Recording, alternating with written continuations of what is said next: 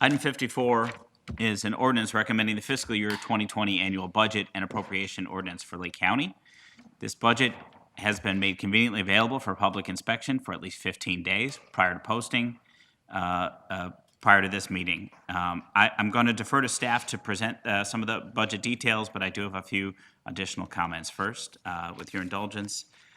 Chair Hart, I'm very pleased today we're considering approval of a fiscally responsible, bold, and thoughtful budget that keeps taxpayers at the forefront of consideration and also aligns our funding decisions with the policy priorities of this board. I think each and every board member should be proud of this budget and the priorities it supports. Every member who participated in our budget discussion process had a positive impact on this budget, and I think each of us should feel that we did have an impact and know that you did. This year's budget process was also a leap forward in terms of transparency for our processes internally. I really want to thank you, Chair Hart, for pushing us towards a greater level of detail and transparency in budgeting. Not only are we not funding our capital program with a sweep of unused funds, we're planning for it and budgeting accordingly.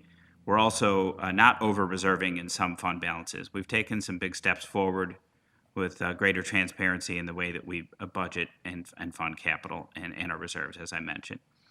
Budgets are policy statements. They show what we value, what we prioritize.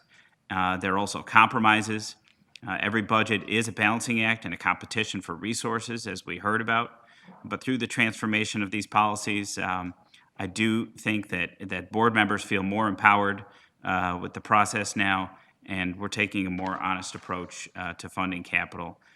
It's pretty remarkable that board members were invited to participate in the departmental meetings. Another significant change, as we've discussed, was that we were presented not only with a budget that aligns with our priorities by staff with funding recommendations, we were also presented the details about the items that were requested but not recommended. Some of those things are what the committees discussed, debated, and added. This budget is a big leap forward for sustainability. It fully funds the request from the Stormwater Management Agency. It adds needed positions in the judiciary and helps improve services for our veterans at the Veterans Assistance Commission. And as I mentioned, this is a flat levy budget with no tax increase.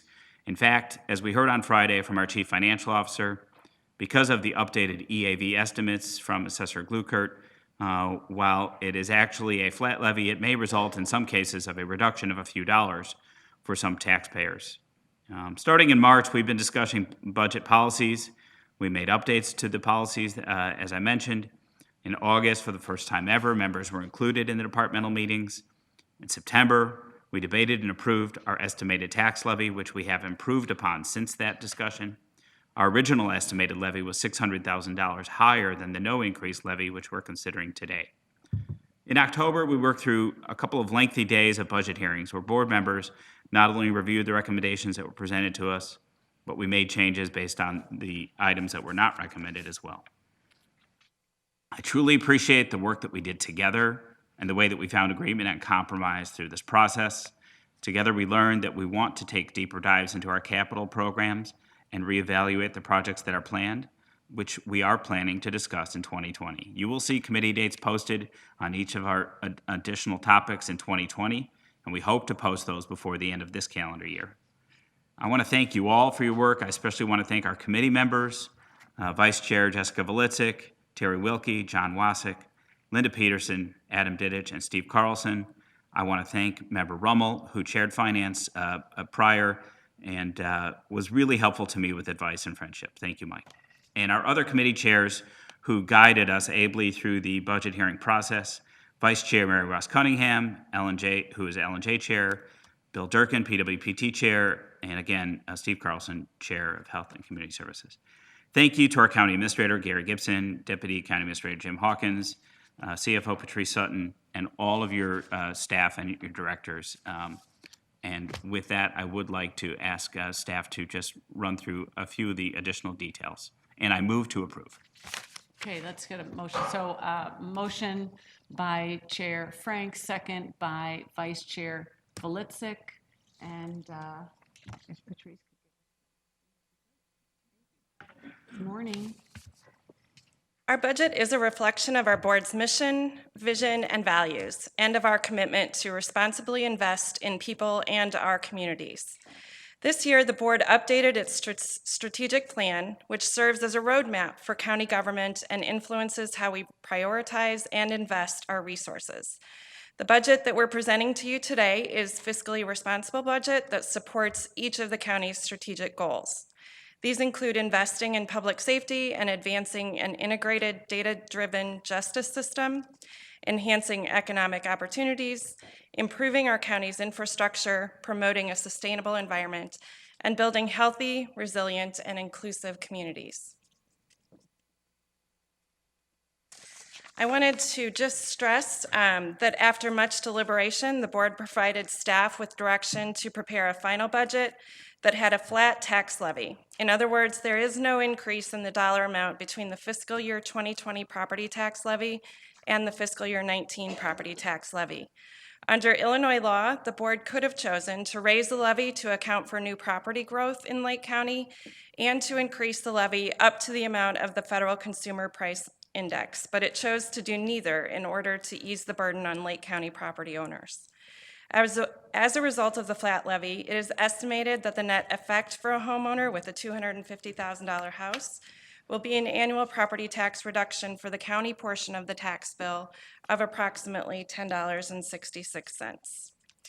This year's operating budget, funding for the bulk of Lake County's day-to-day operations, is $339.7 million, which is 3.1% higher than last year. In a deliberate step to increase transparency, this year's total budget includes for the first time the budget for the Capital Improvement Fund, which for fiscal year 20 is approximately $30 million. In the past, the Capital Improvement Fund was presented as a separate board action. So while it may appear that our total budget is up 9% over last year, when you compare apples to apples, the increase is actually 3.3%. This chart explains where the revenue in our budget comes from. What many people may not realize is that the county receives revenue from a variety of sources. Property tax make up only 1/3 of our revenues. The rest of the county's revenues come from other sources, including sales, income, and other taxes, charges for services and user fees like water bills, and various grants and payments from other governmental entities. So how does Lake County spend its revenues? Nearly 30% of our budget funds are transportation and public works departments. More than 1/4 of our budget goes to services related to law, judicial, and public safety. This includes all court functions, the jail, and law enforcement. About 20% of our budget funds healthcare and community services, including services related to environmental health. The small portion of our budget that is used for debt service is reflective of Lake County's fiscally responsible budget policies and prudent fiscal management. As we noted earlier, our budget reflects strategic priorities. One of the county board's key priorities, as outlined in our strategic plan, is ensuring we have sufficient resources to ensure public safety and advance an integrated justice system.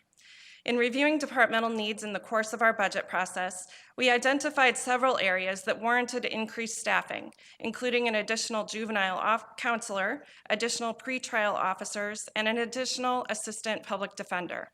This year's budget also includes funding for the first year of implementing an integrated case management system, funding for a record management and jail management system, and an investment in a public safety facility. Projects that will improve Lake County's infrastructure were also a focus in this year's budget. Well-built roads, safe bridges, and adequate water management systems are vital to the quality of life in Lake County.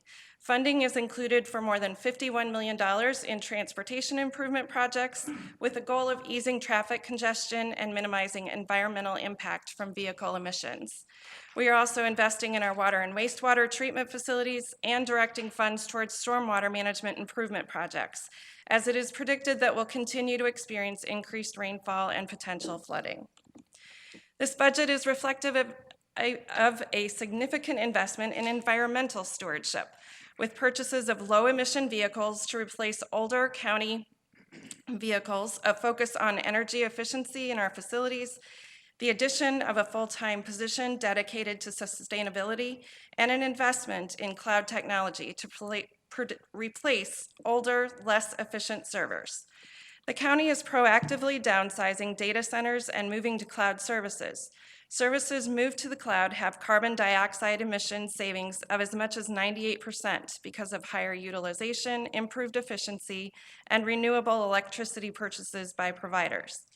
The county is anticipating as much as a 72% reduction in tailpipe emissions on new small fleet additions by purchasing hybrids and electric vehicles. Lake County is nationally recognized for its fiscal responsibility and sound budgetary practices. For more than 20 years, Lake County has maintained a AAA bond rating from both Standard & Poor's and Moody's, the highest rating possible. This is a reflection of our board's longstanding commitment to protecting the long-term fiscal health of the county. Because of our high bond rating, our cost to borrow is relatively low, which saves our taxpayers money. We were also once again honored in 2019 with the Distinguished Budget Presentation Award from the Government Finance Officers Association for the 12th year in a row. This award recognizes Lake County's commitment to meet the highest principles of government budgeting. This brief presentation gave just a general overview of our balanced fiscal year 2020 budget. The full budget can be found on the county's website, and questions can be directed to the phone numbers on the screen. Thank you very much.